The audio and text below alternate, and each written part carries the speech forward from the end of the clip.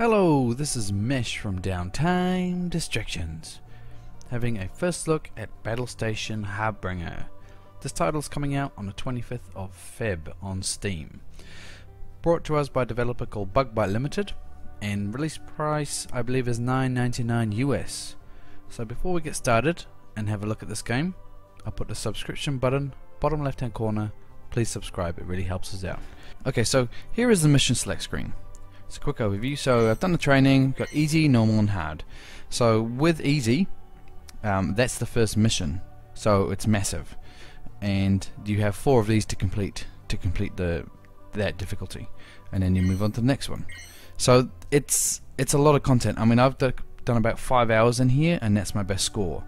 So there's replayability with the fact that you can't save, and when you die it's permanent death. You have to start again. So before we jump into some gameplay, let's look at the different ships we have. So I'm level, no, not 5 yet, but I've just unlocked the Zephyr. So that seems like a pretty powerful ship, and I got 3 slots in there, which I'll show you in a second. So with the, that's obviously the aqua is the start point, and the green is the finish point of that mission. But yeah, let's have a look. Okay, so this is the start. Here we go.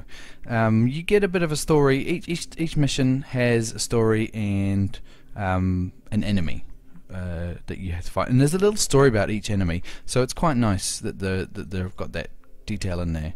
And it's worth a read too. There's some interesting aliens that they've added. I quite like that.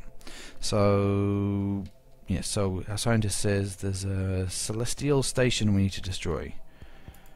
Okay, this is valuable information. You can weaken the celestial main station by destroying the outpost first. So this will be a quest to destroy the outposts. So there we go. So yeah, destroy the outposts to destroy the main one.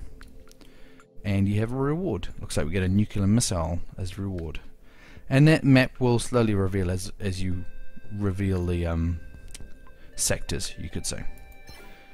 Okay, so this is an important part of the game. See how my ship has just kind of consumed all the stuff around it. So it consumed the scrap metal and upgrade points. That's the currency of the game. So what we have on the screen is, that's my ship. So I can select that and move around. Moves a bit slowly, but you can speed it up by pressing F2. So that speeds up the time here. You get a pause and back to normal speed.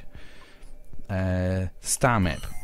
So this is really how you traverse the world. You don't go to the edge of the map and then manually jump. You use the map system to get around, and it ties in with the combat. So I'll show you that. But what we have is, so the next area, it looks like that's actually occupied by an enemy. So that'll be a good little fight. Yet you have a legend here. So obviously you. Red enemy, blah blah blah. Ships and a fleet, so it gives you an idea of what's around. And you have different areas that you're jumping to. So that's a normal system. You have EMP storms, asteroids, black holes. That's the end, and a factory. So you know, there's a little bit of stuff there. So let's go back here, and I'll show you engineering. So this is your ship. This is a pretty big ship now. You normally start with, I think, possibly 1 slot and 4 of these blue slots.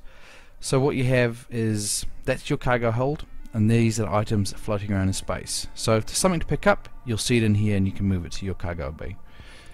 The red slots are really the power items, if you want to call it like that. So I quite like the energy cannon, so I'll buy that. So that does a lot of shield damage.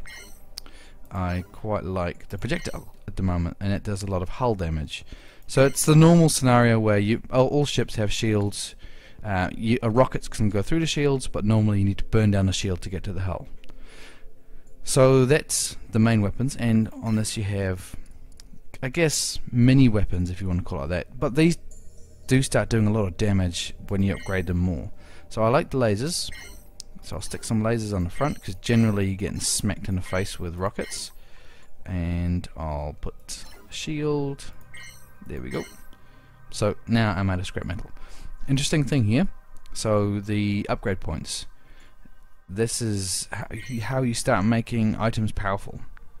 So it's There's a bit of interesting gameplay coming from the weapons. I think that's really the key of this game, is from these customizing your ships. So what you need to do, for example here, is you need to get the ranges the same. There's no point having your cannons slamming the hull if it's not getting through the shield. So you need the shield to be down before you get to the hull. So therefore you've got to make the shield damage reach before the other weapon. So let's increase the range. That's accuracy, range, upgrade. Okay, so now that's got 1,000, and that was 1,000. So that's not too bad. So the shield should drop in enough time to get the rounds to the hull. So what else do we have? We actually can purchase other ships. So when you've got a bit more money, you can start off with some small ones and build up to some of these ones. So you do control them just as much as you'll want as well. So they don't just follow you around, you have full control over all three of them. There's mercenaries as well, which you can hire. Every now and again you'll find them. So I think I've covered everything here. Well, this is your space station. I guess you can trade with them. There's a little bit of a trade option there. Not too important to start with, but later you find some interesting items around there.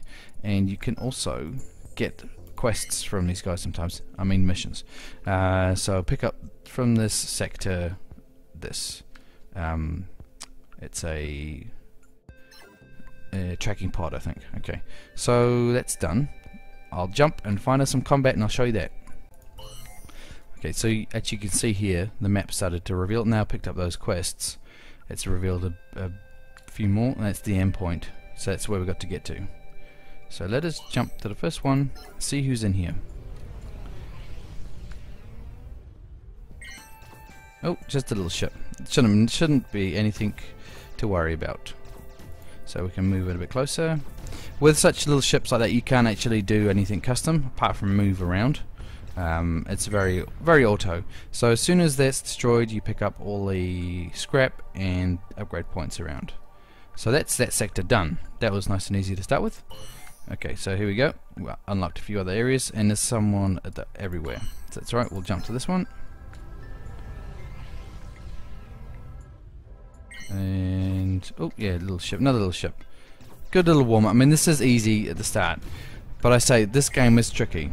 I've sunk many hours into it, and it has high replayability, but that you really need to kind of get hooked on it to get that. But that does jump to, I think this is where I pick up the item for the space station. Oh, there's another enemy here.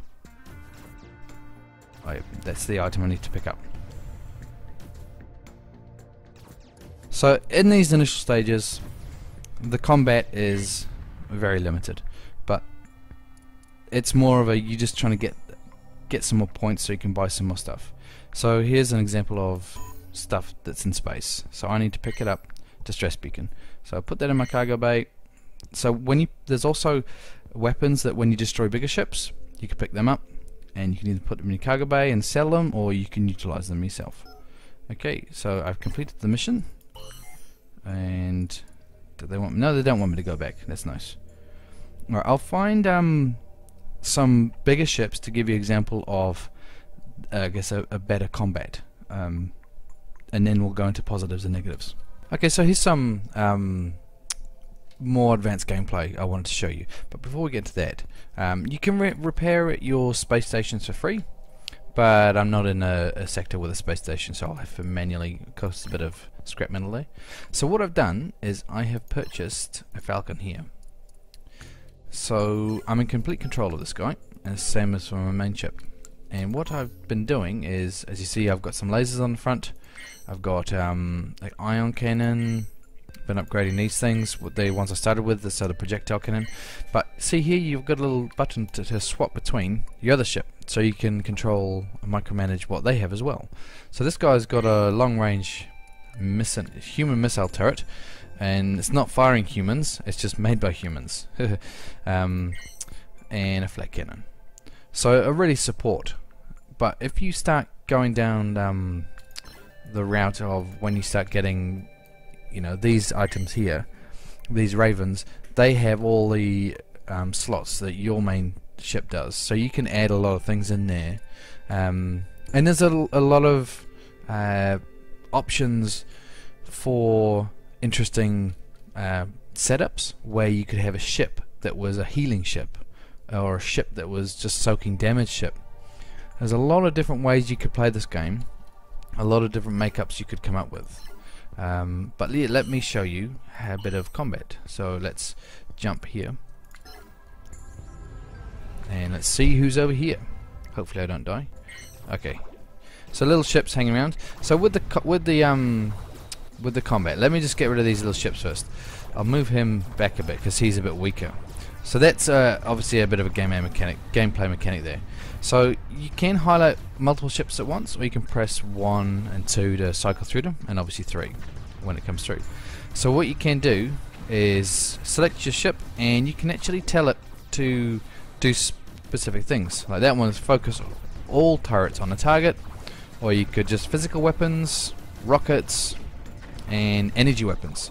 So when you got multiple ships going on and you want to really drop something down but his shields keep recharging, you know, you could, there's interesting gameplay here. I haven't had to use this that much. Every now and again I want all my ships to target someone and I just use that one.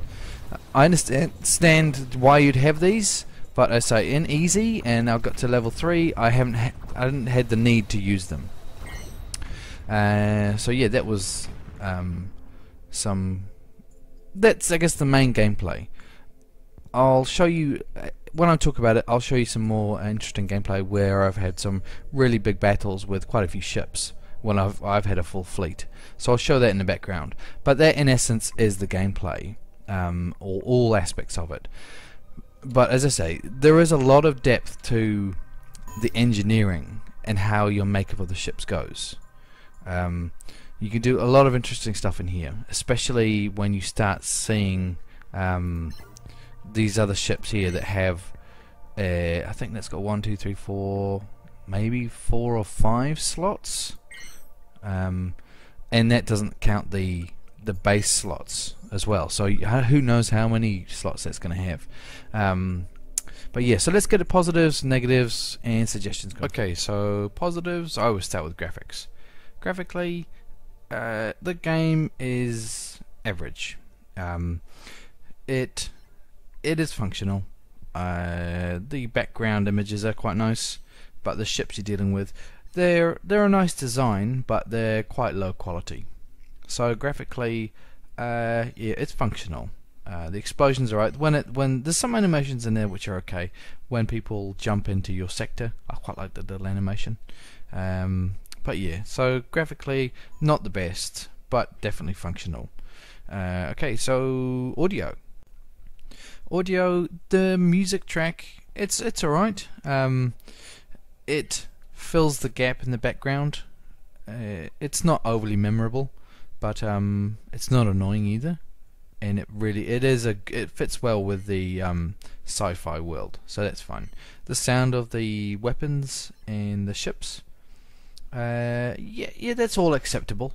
I think the weapons sound unique enough, and they're not amazing quality, but once again, it's functional, and I didn't have a problem with it. So I think I give graphics and audio a functional pass. Nothing amazing, but okay. There's nothing screaming to me saying this is terrible.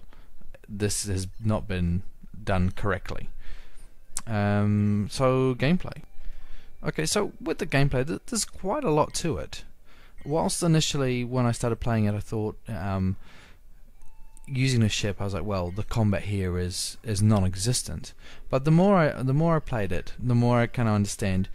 I got the feeling it's more about knowing your enemy and what they're going to attack with, than building your ships to combat that.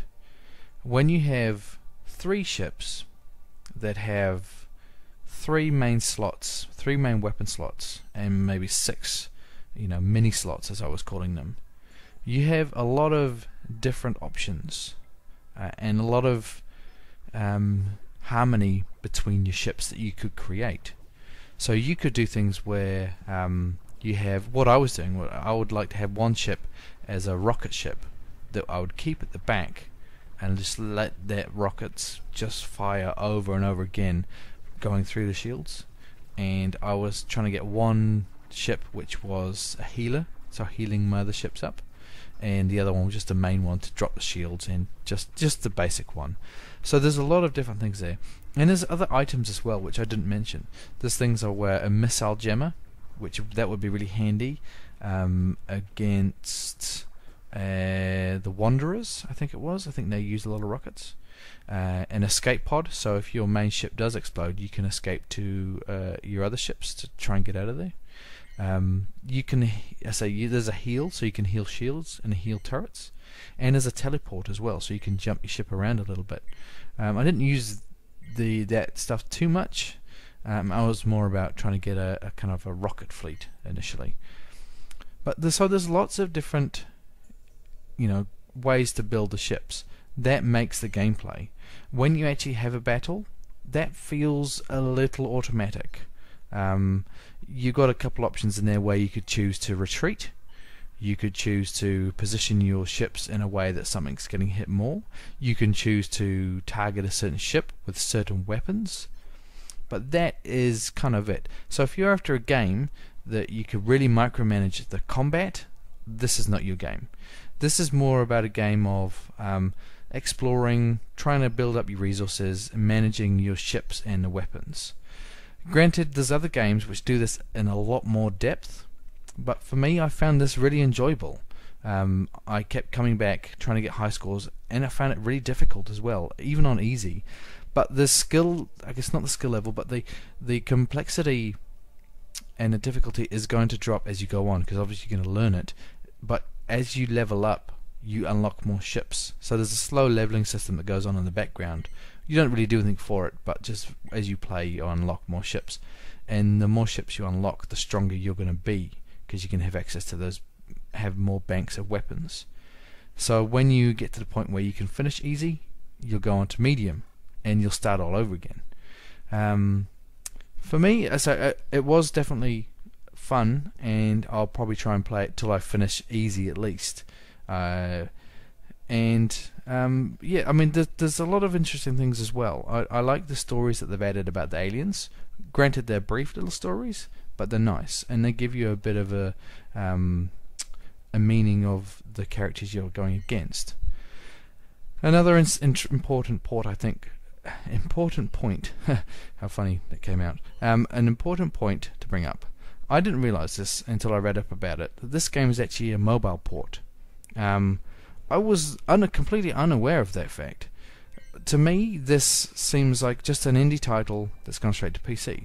So it's not, and I'm very impressed with how they've done it, because I've played a lot of indie ports over the last months, and every time you do it, you get lazy porting where someone will leave a button and saying touch here, or the options menu is clearly straight out of a mobile port, stuff like that.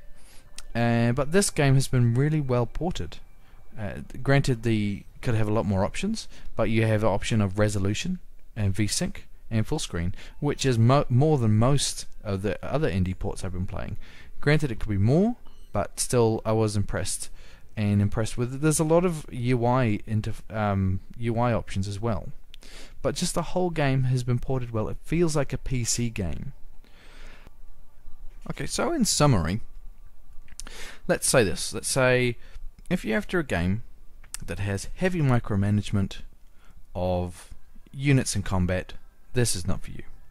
If you're after a game that has a lot of depth with trading with other space, with pirates, trading with other species,